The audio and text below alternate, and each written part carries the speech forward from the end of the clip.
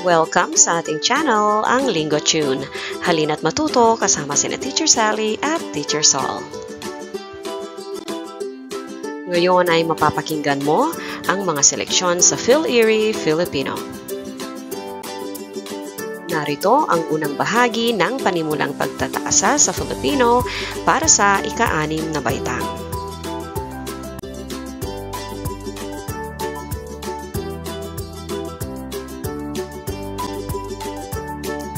Nakakita ka na ba ng kabundukan? Ano-anong mga bagay ang ginagamit natin na galing dito? Paano kaya natin maililigtas ang ating mga kabundukan? Ang pamagat ng ating kwento ay Buhayin ang Kabundukan. Ang mga kabundukan ay isa sa magagandang tanawin sa ating kapaligiran. Taglay nito ang mga punong kahoy na nagbibigay ng ating mga pangangailangan. Makikita rito ang sari-saring mga halaman na nakalulunas ng ibang karamdaman, mga orkedyas, mga ligaw na bulaklak at mga hayop. Ang mga punong kahoy at iba pang halaman ay tumutulong sa pagpigil ng erosyon o pagguho ng lupa dulot ng ulan o baha. Nagsisilbi rin itong watershed para sa sapat na pagdaloy ng tubig.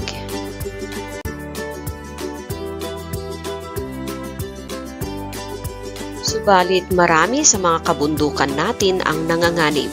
Ang dating lugar na pinamumugaran ng mga ibon at mga ligaw na bulaklak ay unti-unti nang nasisira. Dahil sa patuloy na pagputol ng mga punong kahoy, marami na ang nagaganap na mga kalamidad tulad ng biglaang pagbaha sa iba't ibang pook. Sa pangunguna at pakikipagtulungan ng Department of Environment and Natural Resources o DENR, ang ahensya ng bansa na tumutugon sa pag-aalaga ng kapaligiran at kalikasan, ang pagkasira ng kabundukan ay nabigyan ng solusyon. Ang reforestation o muling pagtatanim ng puno kapalit ng mga pinutol o namatay na mga puno ay isa sa mga programa ng DENR. Maraming tao ang natuwa dito at inaasahan nila na darating ang panahon na manunumbalik ang kagandahan at kasaganaan ng mga kabundukan. Narito ang mga katanungan, isulat ang sagot sa iyong sagutang papel. Ano ang nakukuha sa kabundukan na tumutugon sa pangangailangan ng tao? A. Bato. B. Ginto. C. Lupa. D. Punong kahoy. Ano ang ginagawa sa punong kahoy na nagiging sanhi ng mga kalamidad? A. Pagsunog ng puno. B. Pagtanim ng puno. C. Pagputol ng puno. D. Pagparami ng puno. Bakit nawawalan ng hayop sa kabundukan kapag nagpuputol ng mga puno? A. Naliligaw sila sa gubat. B. Wala silang matitirhan. C. Nakakain sila ng ibang hayop. D. Madali silang nahuhuli ng tao. Ano ang salitang kasing kahulugan ng pagguho ng lupa? A. Erosyon. B. Kalamidad. C. Reforestation. D. Watershed. Ano kayang ugali ang ipinapakita ng mga taong patuloy na nagpuputol ng mga puno ng kagubatan? A. Mapagbigay. B. Masipag. C. Sakim. D. Tamad. Ano ang magandang maidudulot ng reforestation? A. Maiiwasan ang tagtuyot. B. Maiiwasan ang pagbaha. C. Maiiwasan ang pag-ulan. D. Maiiwasan ang pagbagyo. Piliin ang angkop na kadugtong ng slogan na Buhayin ang Kabundukan. A. Magtanim ng mga puno. B. Ilagay sa hawla ang mga ibon. C. Ilipat sa kapatagan ng mga halaman. D. Iwasan ang pagkuha ng mga bulaklak. Ano ang koneksyon ng pagputol ng mga puno sa kagubatan sa pagbaha sa kapatagan? A. Sa kapatagan nababagsak ang ulan. B. Kapag wala ng puno, madalas na ang pag-ulan. C. Wala ng mga hayop na magbabantay sa daloy ng tubig. D. Wala nang pipigil sa pagdaloy ng tubig mula sa kabundukan.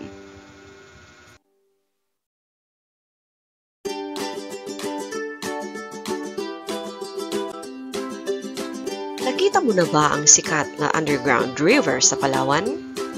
Tignan natin kung bakit ito nahirang na isa sa 7 New Wonders of Nature. Ang pamagat ng ating seleksyon ay ang Puerto Princesa Underground River. Ang Puerto Princesa Subterranean River National Park o PPSRNP ay makikita sa Palawan. Ito ay matatagpuan sa hilagang kanlurang bahagi ng Puerto Princesa.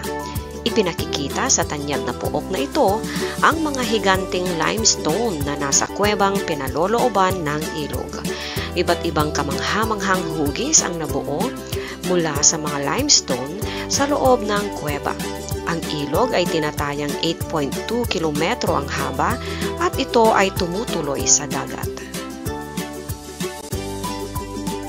Kagandahan nito ang dahilan kung bakit nakilala ang Puerto Princesa Underground River bilang isa sa 7 New Wonders of Nature. Makikita sa paligid ng ilog ang kabundukan at kagubatan. Ang makapal na kagubatan ang nagsisilbing tahanan ng ilang hayop na pambihira at endangered. Sa baybayin naman nito, makikita ang halamang bakawan at mga coral reefs.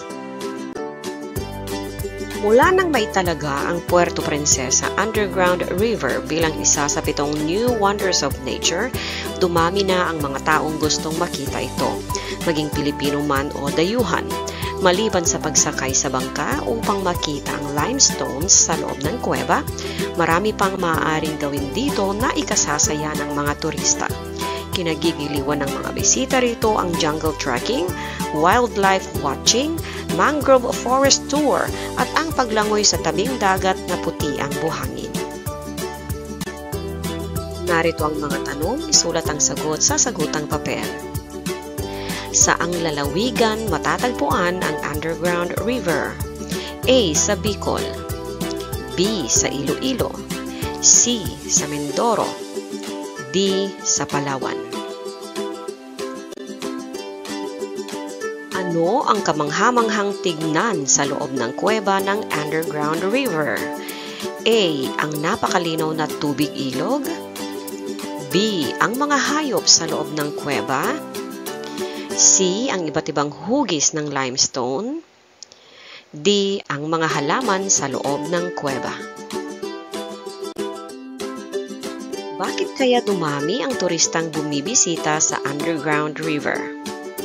A. Madali lang puntahan ito. B. Nakamamangha ang tubig sa ilog. C. Naging tanyag ito sa buong mundo. D. Pambihira ang hugis ng kuweba sa ilog. Bakit dapat alagaan ang mga hayop na makikita sa kagubatan sa paligid ng underground river? A. Dahil ito ay endangered at pambihira. B. Dahil may karapatan itong mabuhay. C.